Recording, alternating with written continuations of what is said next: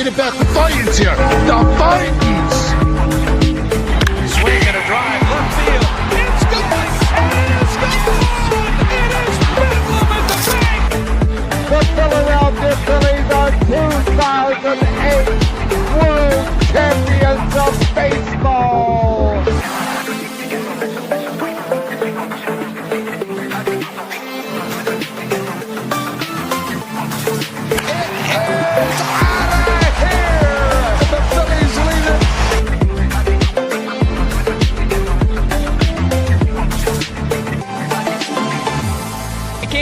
Podcast right here. You already know. Go fucking subscribe. You are now listening to the 302 Birds Phillies postgame show with KJ McCoy, Ballpark Tommy, Dalt, and Fratty. Proudly powered by TickPick. Check out the link in the bio for $10 off your first order today. Let's take it to the show. 4-0 in the Donnie baseball era. That's right, your Philadelphia Phillies beat the Marlins in Game 1 of this series. And it was tight. It was tight. It was very tight. But they got it done. And that's all that matters. But it's just going to be me in the solo episode. So going to be a little bit of a quicker night. But it was still a very jam-packed game, so let's get right into this thing. The Phillies, they fry the fish. They fry the fish in Game 1, and this offense was humming for sure. Bryson Stott had the home run. Edmundo Sosa had the RBI single. Zach Wheeler looked, I don't want to say dominant because his velo wasn't up to par, but 8 strikeouts is 8 strikeouts. You know what I'm saying? So he was great. This bullpen, though, a little bit of a question mark. Brad Keller, very shaky. Jose Alvarado, again, very, very shaky. Unfortunately, and Jose Alvarado, man, it sucks because the assumptions can be made that, hey, listen, the steroids actually helped him, and so far he's not having the best of years. Brad Keller, another guy that, I think the Phillies expected to have a great year after a great year with the Cubs, and he was not all that today. Keller coming in after today with a 4.61 ERA. Zach Wheeler, his first win of the year, 2.45 ERA on the year. But again, it's very, very, very, very early. So there's some time to go here. But hey, again, 8 strikeouts. It's 8 strikeouts.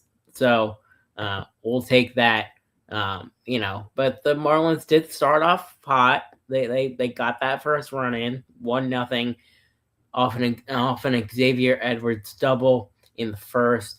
That started off the game 1-0. Then Alec Boehm, a guy that just hit the walk-off the other night, was the guy that started off today's contest. Steve, Friday is off tonight. He's just taking the night off. Shout out to Friday, man. He's been killing it on our postgame shows. He's been on our Flyers one, our Sixers one. So he's taking a little bit of the night off. He might take the weekend off just because of how much he's been got going on. He's also, I think, got a basketball tournament or something up in Quakertown. So, we're gonna give my boy a little bit of a break. I haven't done a ton of these solo episodes, so I think I can carry the load here.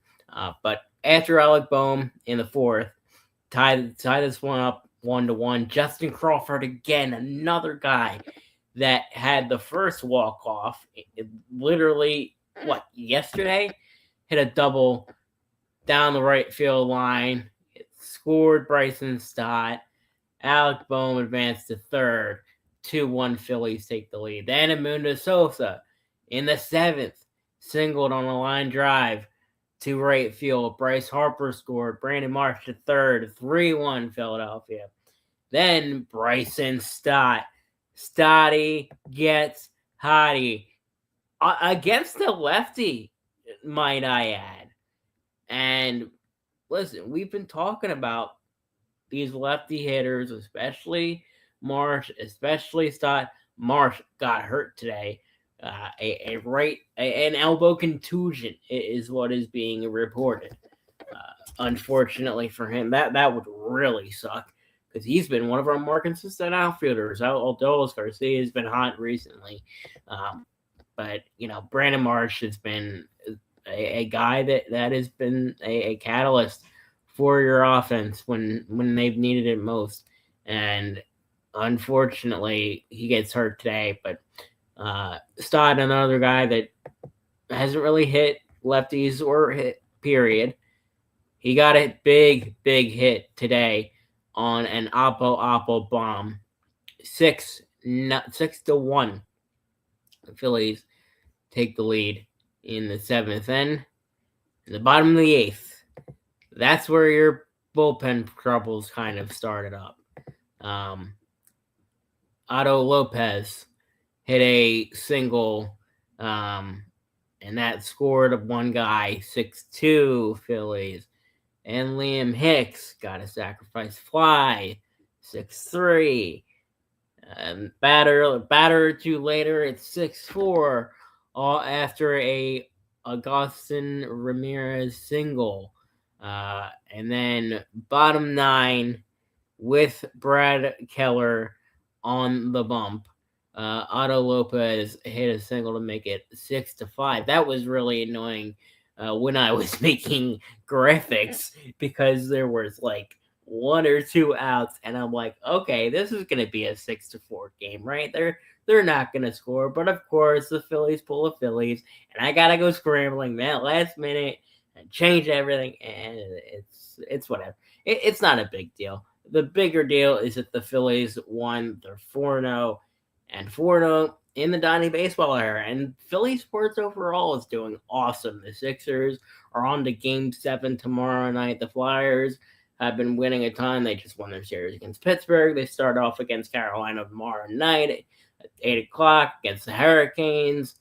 The Phillies just won 2 walk-offs in a row, one where Freddie was at, and then another where Justin Crawford came in clutch. So listen, man, this team, they have a certain edge to them. They have a certain hunger. They have a certain drive, and they've been actually swinging at balls that make sense. They've been playing small ball to a T, which we haven't seen for years. This team has been home run or bust, and that obviously hasn't worked out in the playoffs. So why don't you try a different approach?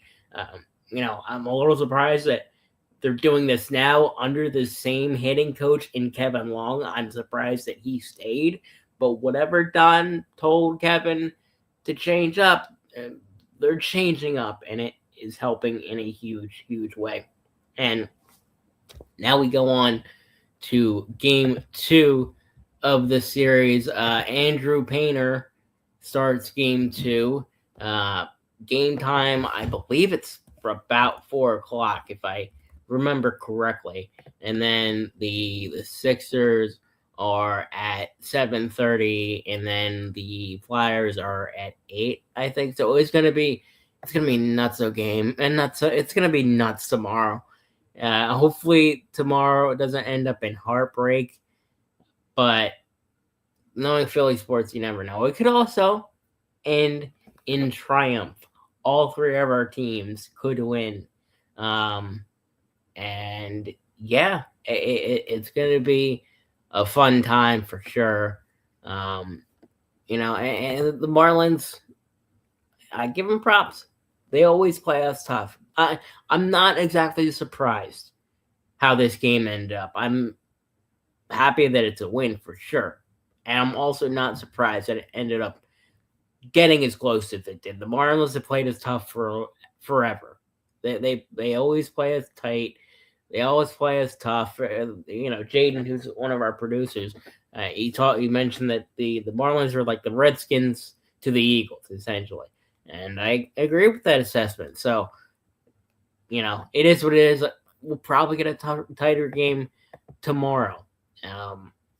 And I mean, we'll see how we'll see how things shape up tomorrow. But just to go through the box score real quick, Kyle Schwarber, after having himself a monster game, goes over 5 with 5 strikeouts.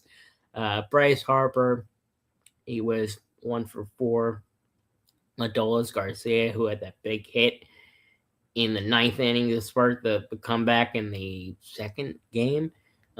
He came up clutch. Then Brandon Marsh, again, he was hurt. So you had to bring in the absolute bum that is Dylan Moore. I'm sorry. The guy is bad. He's a good outfielder, but he is not a good hitter. He's hitting a grand 200 on the year. And then Edmundo Sosa. Edmundo Sosa is a guy I really wish Jonah was here for this, but I mean, I'll do as best as I can here. Edmundo Sosa needs to be in this lineup every damn day. And listen, now that Marsh is hurt, we've seen him in the outfield. We've seen Edmundo Sosa in the outfield, and he did great. So if Marsh is hurt, he hurts his elbow, his phony bone, whatever. Who's to say he can't be in the outfield? Who's to say he can't play a little left field and show us what he's made for? On the year, dude, Edmundo Sosa's hitting 283. Like, that's better than, like, average-wise, everyone but one of your guys in our lineup, and that is Brandon Marsh, who might be hurt. So, I think you give Edmundo Sosa a shot and see what you've got. And I think you already have enough, but it is what it is. The other problem that I saw today was Rafael Marchán. And I'm really getting nervous. Because he's hitting 078 on the year. And I really hope that this does not give the Phillies the excuse to give us Garrett Stubb at bats. This is why everything sucked about this outfield. This is why everything sucked about this off season, because everybody's like, oh, now look, you should be grateful that we gave JT the contract he did, so he doesn't have to, so we don't have to see more of Garrett Stubbs. No, the problem is JT is old, he's gonna get hurt, and you were forced then to rely on a good backup catcher. And guess what? We don't have good backup catchers. Garrett Stubbs is the worst hitter I've ever seen in my entire life. And that's saying something, because we have a catcher that just played today who's hitting less than 100 on the year. It's awful. I don't care about the vibes. I could give 2 craps about the vibes. I could give 2 craps about dancing on my own or whatever. I could give 2 craps about that. I care about winning. Garrett Stubbs is not that. He's not that. He hasn't been that for years. And the fact that the Phillies did not go another direction at catcher during the offseason, the fact that the Phillies did not go catcher during the offseason, it's a disgrace. It is a total and complete disgrace, and yet another reason why Dave Dombrowski stinks. But I'm not gonna lie, I kind of like Michael Martinez. That whole era, I was born in that era. The 2011. 2011 onward, that was my jam. So yes, my first memory as a Phillies fan was remembering Ryan Howard tearing his ACL. Not Achilles. Sorry. my first memory that I will never forget as a Phillies fan is Ryan Howard tearing his Achilles. So I saw the bad Phillies. I saw the John Mayberry Juniors, the Cameron Rupps of the world. Honestly, I would take Cameron Rupp over Garrett Stubbs. I would. I would. That's that's just me being a ball knower, but I would take him 100 times out of 10. That guy, I will always remember one play where there was a ball. There was the ninth inning. We were playing the Reds, and then it was 2 outs, and then a guy hit a sac fly to Tyler Goodell. Goodell throws a strike to Cameron Rupp, and this is before the era where you were dissuaded from barging into catchers and just trucking them. So this guy comes in, trucks Cameron Rupp. I mean, full on, like tackles him, falls to the ground, whatever. But he still hangs on the ball. That dude was such a ball. He caught it, ended the ball game, and I mean, the call by T-Mac, it was insane. It was absolutely insane. So, I mean, I would take him over Stubbs, man. I would take a lot of people over Stubbs. In fact, I would probably take myself over Stubbs. I know. I'm in a wheelchair, whatever. I would take myself behind the dish over Garrett Stubbs. He's that bad. He's that awful. And the fact that we are trending toward that direction is a complete and utter disgrace. Because JT is not going to play every single game. He's what? JT Realmuto, he's probably in his 30s. I would guess it at this point. But I mean, you could just see it. Last year, he got so nicked up behind the plate. It was nuts. He's 34, turning 35 on March 18th, 2026. So he just turned 34. And yeah, you're not going to get the same production that you got out of him a few years ago, when admittedly he was the best catcher in baseball, and he's just not that right now. I would take Cal Raleigh over him. I would take Will Smith over him. Heck, I might even take Adley Rutschman over him. I know Adley had a little bit of a rough year last year, but I would take Adley Rutschman over JT at this point. So that's 3 catchers right off the rip that I would take over JT Realmuto. And you need something in the bottom of your lineup besides Crawford to get to that top of the lineup where Schwarber can hit his short bombs.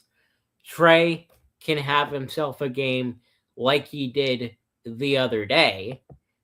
He got off today because there were 2, apparently, Mattingly said, he just want to give him some rest. I'm not sure how I feel about that situation because he did hit a home run yesterday, but he also did hit into a double play in the 9th inning, so might be a good move. I don't know. Drop your thoughts in the comments. But yeah, it was a tough game, but we got it done, and I expect the same on Saturday. Just to go into the probables for tomorrow against the Marlins. Again, it is a 4:00 start. The Sixers start at 7:30, and then the Flyers start at 8:00. So again, it's going to be a crazy game, a crazy series of events. We're probably going to, there may be a post-game show for a team that we missed out on just because there's 3 in a row. But we're going to try our best to do 3. But, in terms of probable pitchers for tomorrow, you've got Andrew Painter versus Max Meyer. the 6-foot right-hander for the Marlins. Painter coming into the year with a 5.25 ERA, and Mayer coming in with a 3.30 ERA. Those stats for Painter, I think, are a little bit exaggerated. I feel like on paper it looks worse than it actually is, because he's had some great starts, he's had some okay starts, and I think he's going to have a better one against this Marlins squad, who it doesn't have the best hitters in the world, but again, they put up 5 runs today. They're a scrappy team. And that those teams do beat us. They beat us in the past. But in the last year or two, we've had better success because we've had the roster to do so. We've had Schwarber, we've had Harper, we've had the guys. We've had a $330 million roster. I should be able to get it done against a roster that's probably less than $200 million. So that being said, that's going to wrap things up for the Phillies postgame show. A little bit of a quicker stream because it is just myself. We're hopefully going to have on some guests later on in the series. Might bring in a Marlins fan for a game or two. The exponential, but again, we'll see. I don't want to announce anything yet before it's actually happening. But it feels a little weird that I didn't do the Friday's corner. But I'm not showing that comment, but it is hilarious. Thank you, Dennis, for the support. But again, yeah, that's gonna wrap it up for myself. And we'll be live for as many post games as we can tomorrow. It's gonna be again a little bit busy, but I'll be doing my best hosting them as well. But just want to thank you all for watching. Shout out to our sponsors. But yeah, that's gonna wrap things up for the Phillies post-game show. I'm Jess. Thank you all for watching. God bless, and let's go, Phils. The Vikings. Swing and a drive, left field. It's going, and it is gone! It is Bedlam at the bank! The Philadelphia Phillies are 2008 World Champions of Baseball.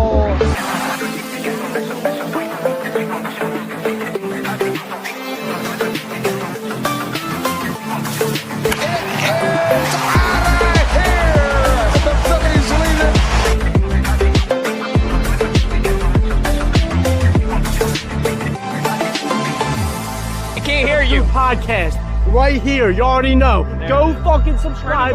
You are now listening to the 302 Birds Phillies postgame show with KJ McCoy, Ballpark Tommy, Dalt, and Fratty.